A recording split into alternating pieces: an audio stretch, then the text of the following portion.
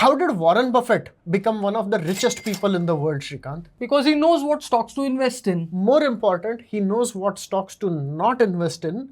And most important, he knows which stocks he doesn't understand and he should just stay away from, even if they're going to make a lot of money. This last idea, which he has talked about repeatedly, is called staying within your circle of competence. Circle of competence. Is this like the domain in which you have abilities like stock picking for Warren Buffett? Right. But the more important aspect of this is that you should know your abilities. Okay? Okay. And there are some things you are good at, and then some things you are bad at. Yeah. So if you draw a circle around you and keep all the things you are good at inside the circle and everything you are bad at is outside the circle, that's your circle of competence. And you should limit your activities, the important activities, to inside your circle. Okay. I'll give an example from Warren Buffett himself. Okay. He talks about Ted Williams, one of the greatest hitters in the history of baseball. Okay. What Ted Williams did was do a very detailed study of his hitting, baseball hitting. And he broke it down into 77 different segments, types of hitting. Okay. And for each one, he analyzed which things he's good at, which ones he's not good at. Okay. And out of those 77, just the ones he's good at, that was his circle of competence. And he would take a swing only in those cases, and the others he would let go. Wow. Okay. Because of using this concept of circle of competence, Ted Williams became one of the greatest hitters ever, right? Yeah. Another lovely example is from Apple. Okay. Okay. In the 1990s, Steve Jobs was not running Apple. He had been kicked out. Yeah. Okay. And after that, Apple was doing badly. We all thought Apple is going to shut down at some point. Yeah. Then Steve Jobs came back. And what Steve Jobs did was bring Apple back into its circle of competence. He looked at Apple's offerings. He realized that in addition to what Apple normally does, which you and I all know what it is famous for, Yeah. it was doing things like enterprise software. It was doing things like software licensing. It was doing all kinds of options in their software, right? This menu, that menu, and all that. Steve Jobs said, this is not Apple. This is not our circle of competence. Right. He got rid of all of that and just focused on the few things that Apple does well and not giving people too many options, right? Yeah. That has made Apple one of the most successful companies ever. Yeah. Circle of competence. Absolutely. And final example I want to use from my own life. Okay. In early 2000s, I was working for a large software company and I was an individual contributor. Okay. Then at some point, they made me a manager. Okay. 6 months into doing that, I realized I hated this. I'm not very good at it. And then I had a choice. Either I learn to become a good manager, or, I mean, some people just muddle through. Yeah. Okay. But I chose to stay in my circle of competence. I voluntarily gave up that and went back to being an individual contributor. And I've been very happy with that decision. Yeah, I was almost afraid the Peter principle would come into effect here, Yes, but he's smart. He Yes. did not come to the Peter principle. Good job, Naveen. Good job. But what you just explained about the circle of competence makes me wonder if the circle of competence is essentially the domain where we develop fingertips feeling, which we just spoke about. Well, fingertips feeling is a much more advanced concept, right? Within your circle of competence, there is a much smaller subset where you are so competent and you are doing it so often that you develop an instinct for it in the lower layers of your brain, system 1, and that's fingertips feeling, right? So if I'm drawing circles, fingertips feeling would be a very small circle. Circle of competence will be a larger circle where you do things not necessarily through instinct. You might take a lot of time doing it. It might be hard for you, but you can get it done. Right. Competence isn't that it has to be easy for you. It is just that it is possible for you to do it. Right? Important nuance. Yeah. All right. But what if I don't have a circle of competence? What you really mean is, what if my circle of competence is very small, right?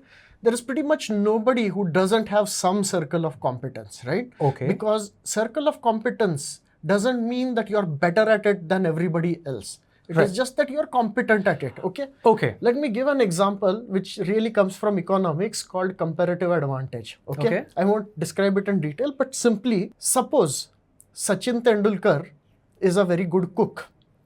Okay. Do you think it's a good idea for Sachin Tendulkar to practice batting as well as cooking? Obviously not. No, it makes sense for Sachin Tendulkar to pay someone else to cook, even if that person isn't as good a cook as Sachin Tendulkar. Right, of So course. yeah, I mean that cook might feel very bad that he has no circle of competence because Sachin is better than him at everything, but he does have a circle of competence which is cooking. Correct, correct. And Warren Buffett again says that the size of the circle is not very important. Knowing its boundaries, however, is vital. Ah. Keep your eye on that part.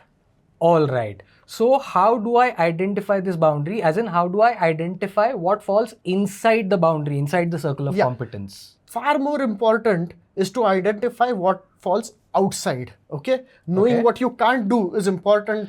Okay, but you're right. This is tricky. Okay, because Dunning-Kruger effect plays a role. Okay? Yeah, we've done an episode on it. Put Yeah. links in the description. Check it So out. the point is that if you're incompetent, you will not realize you're incompetent, right? So how do you deal with that? One is have objective measures, right? There is Okay. a number which cannot be gamed, and then you know, are you better or worse than that? Okay. Another important thing is have fair but tough third parties who will tell you, are you competent in this or incompetent, right? Yeah. The same concept comes in deliberate practice also, which we talk about quite a lot.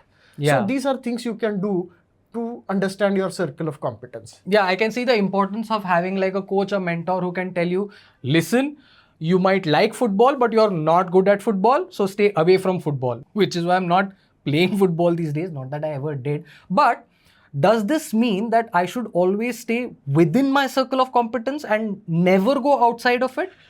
Not really, because if everyone in India had done this 100 years ago, we would never have gotten independence, right? The independence movement was not within anyone's circle of competence. Okay. Right. So sometimes it makes sense to go a little outside. Okay.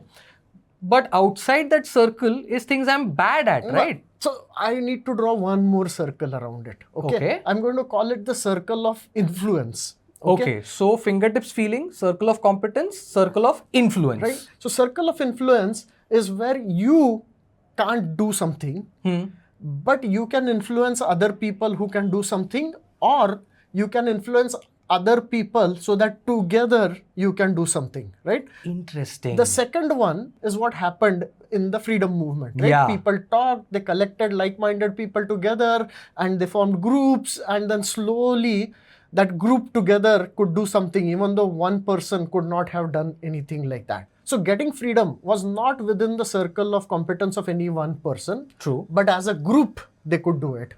But if it was not within anybody's circle of competence, where does it come within the group? Because the sum is greater than the parts, and also probably there has to be someone in the group who has a circle of competence of bringing a group together and keeping it together and so on, right? But main point being that one person didn't have this in their circle of competence, but there is a circle of influence which is larger where you can bring in other people. I'll take a simpler example. Please. Right? There is bad traffic outside my house and I need to do something about it.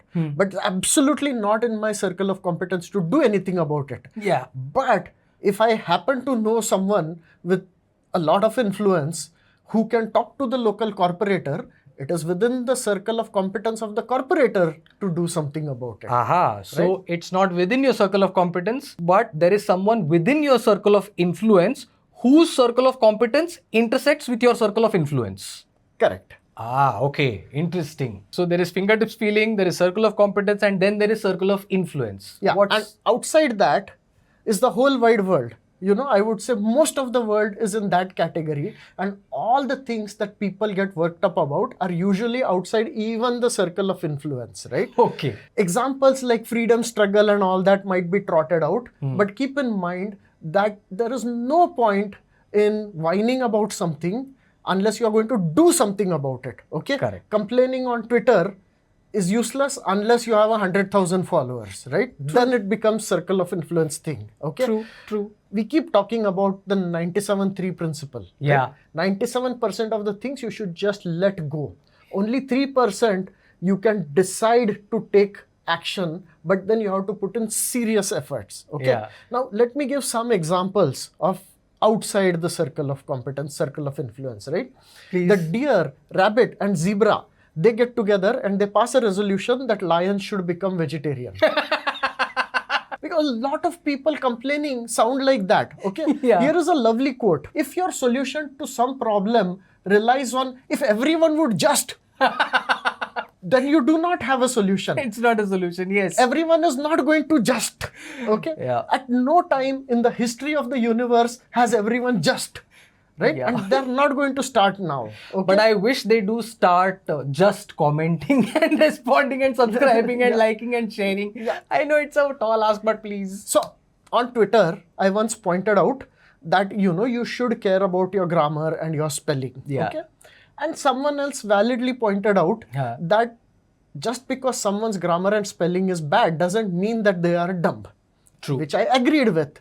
But still, you have to care about your grammar and spelling because a lot of people in positions of power who can give you jobs and who can give you work and so on, for them, grammar and spelling is important. Yeah. And when I say this, people reply, but those people should just stop taking grammar and spelling so seriously. And the point is, those people are outside your circle of competence. Those people are outside your circle of influence. The only one in your circle of competence is you. You can improve your spelling. And if there is a student who does actually listen to me, then circle of influence, I should tell them to improve their spelling and grammar. Right? Yeah, and if you are willing to listen to the student, then the student can make this exhortation, Naveen, please don't worry about my spelling and grammar, and maybe he will listen. But then again, that's up to him entirely. No, but I am not the one giving jobs, right? That person is going out into the world and he can't get all the managers in the world to start caring about this. Even if he gets a job, he can't get all the customers to start caring about this. That's the point I want people to understand. Fair enough, fair enough. So basically what it boils down to is learn the Serenity Prayer and implement it in your everyday life. It will help you. What's the Serenity Prayer? God grant me the courage to change the things within my circle of competence, the serenity to accept things which are outside my circle of influence, and the wisdom to know the difference. Okay, this is a variant of the original Serenity Prayer, but I love this variant more than the others. And if something is outside your circle of influence, you can probably try and bring it first within your circle of influence, then little more into your circle of competence, and maybe into fingertips feeling. But that is applicable only if it falls within the 97-3 split that he spoke about. I want to end with a quote by Tom Watson Sr., the founder of IBM. He said, I am no genius. I am smart in spots, but I stay around those spots. Aha, those spots being the circle of competence. And if you're wondering why we keep talking about 97% and 3%, there is an episode we did called A Cow on a Golf Course Changed My Life, and we line it up for you next. Go check it out. Srikanth, Naveen, Future IQ.